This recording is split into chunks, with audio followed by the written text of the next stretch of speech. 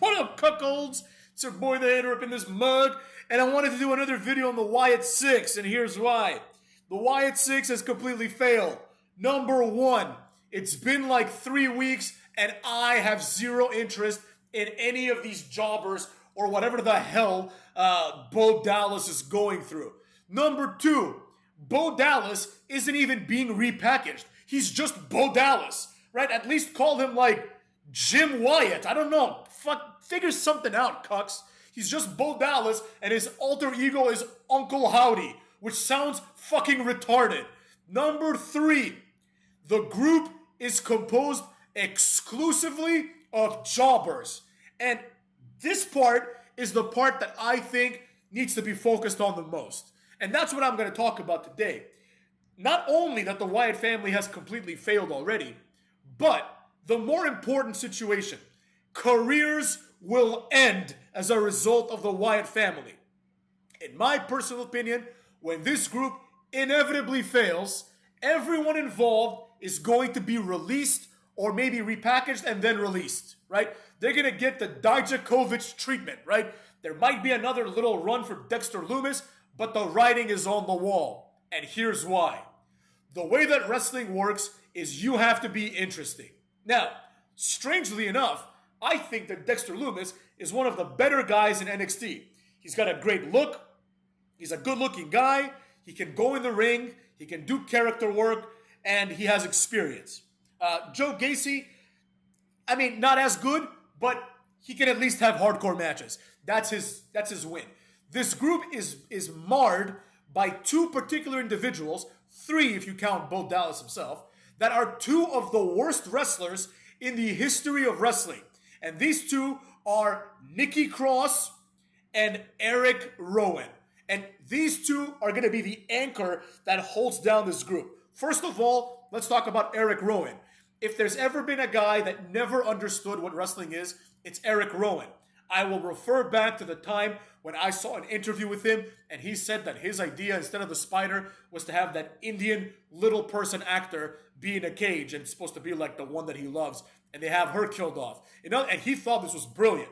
In other words, Eric Rowan's idea was to do the exact same thing they did with the spider, but do it with a person, because that's how he thinks he's going to get over, right? It doesn't matter if you love a person or a spider if your character is you're someone that's retarded, right? And Eric Rowan has always been presented as someone that is vastly inferior intellectually, except for that one time when they tried to pass him off as a genius, and then that lasted like 2 weeks because he was creepy and like the neckbeards were like, oh, he approached Renee Young, my Renee, you know?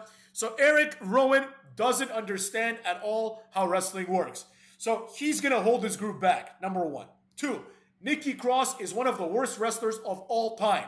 First of all, they put her in Sanity, where in Sanity, she had the same exact role as she has here in the Wyatt family. It's the same thing. She's just the girl of the group, right? Nikki Cross does not have the talent to play this well, right? It's not so much that she lacks the in-ring ability, which I think she's completely mid in, but she's just goofy, right? When she was part of Sanity, she was just goofy. She didn't fit in. Over here, she's the only one that doesn't wear a mask and is not named Bo Dallas. So in other words, she pretty much ruins the entire allure of the group. In this case, it's not her fault. The booking of this faction involves the suspension of disbelief and the complete conclusion that Michael Cole and anyone else on the announce desk, or literally anyone else in this company, is very, very stupid, and they all have to pretend that they don't realize this is Nikki Cross. The same Nikki Cross that a few years ago dressed as a superhero. You see what I'm saying? We have to now pretend that the retard that dresses as a superhero is now a retard that dresses like a dead doll or whatever, and now, because she just changed the way she dresses, she's now more serious. Nikki Cross was the joke of the women's division. In other words, every woman in this company has pinned Nikki Cross clean numerous times. So in what world am I supposed to believe that now that Nikki Cross aligned herself with Bo Dallas, another jobber, right, that now she's a better wrestler? Furthermore, despite the fact that I think Joe Gacy is mid and I like Dexter Lumis, the reality is that both of these guys are massive jobbers. And while I liked the Dexter Lumis character, clearly nobody else in creative did. That's the reality, right? What happened here and what is currently happening here is this. They need a handful of wrestlers who are not good enough at doing anything else to play these, quite frankly, humiliating roles. Imagine if you're a serious wrestler. Joe Gacy has had success in CZW and the Independents. And he's one of the guys that when they introduced his class of signees, he was the one that got a pop. Because people are like, oh, Joe Gacy, like I know that guy, or at least I've heard of that name. But now, they're basically saying, hey, everything you've done is shit and meaningless. So now, here's what you have to do. Here's a pig mask. Go wear this and act like a retard. Similarly, Dexter Lumis, who in my opinion could have easily gotten over if he was booked as at least a mid-card threat. Dexter Lumis, who could be a main eventer, not anymore of course, but who could have been a main eventer I should say. Same thing, they're like, hey, thank you for your contributions. They're shit. Nobody liked it. So now, here's a buzzard mask, and now you are a buzzard.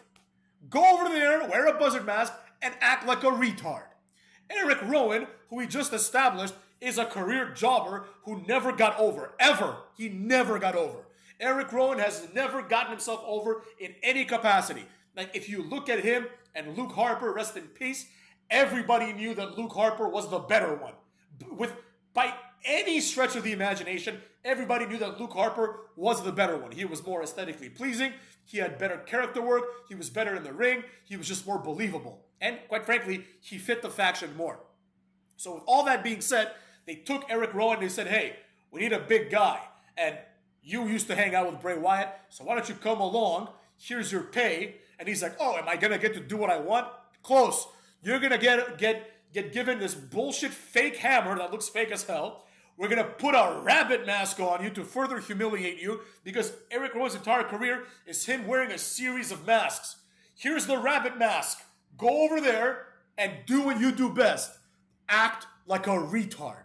And now, Bo Dallas, the only person in this group who has the potential to get a rub, he's not good enough either. So here we are, motherfucks. Let's just say best case scenario. Wyatt family is a massive success.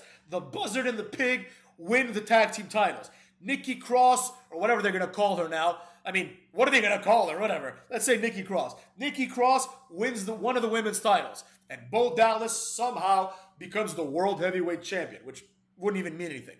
And Eric Rowan is just the heavy, because they're not going to make him Intercontinental Champion. That's not going to happen, right?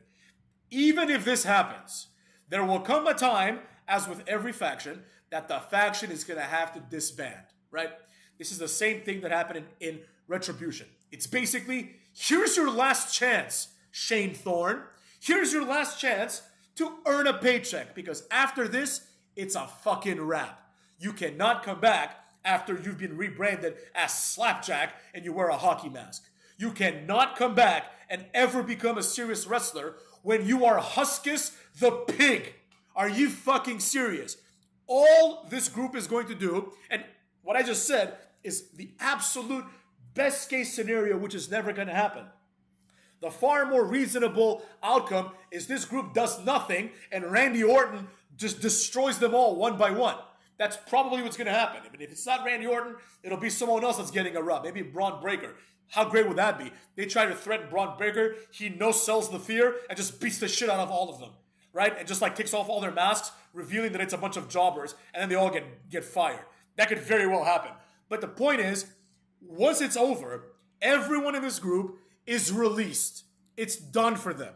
In my personal opinion, Bo Dallas, they might keep him around out of nepotism and give him like a Bo Leave gimmick again, but he's going to be a lower mid-carder like he always has been. Not a lower mid-carder, an undercard jobber, right?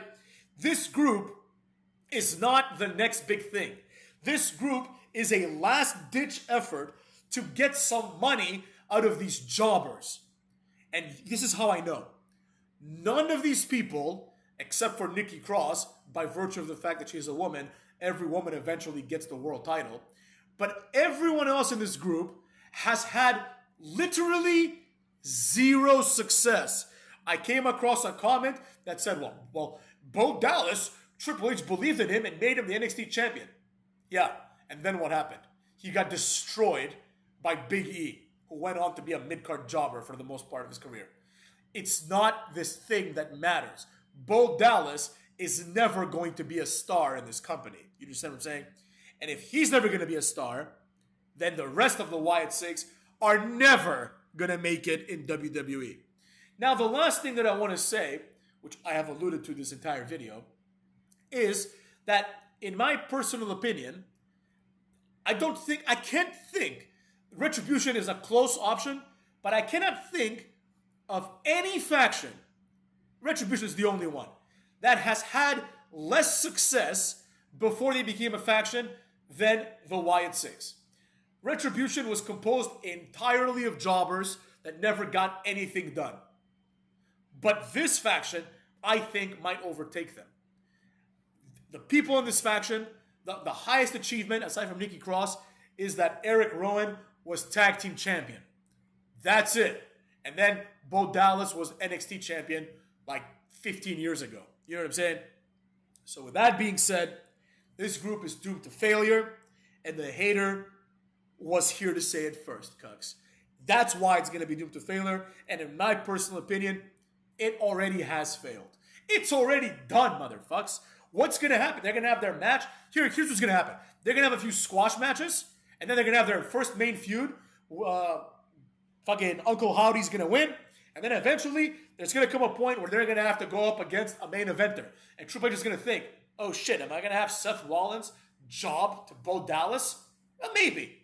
But am I going to have Seth Rollins job to Bo Dallas more than once? Absolutely not. For the same reason that Seth Rollins basically was 50-50 booked with The Fiend. And if The Fiend stuck around, if that was not a disaster, which it fucking was a complete disaster, then he would get jobbed out. Because that is just the nature of the beast, motherfucks. With that being said, take care, cuckolds.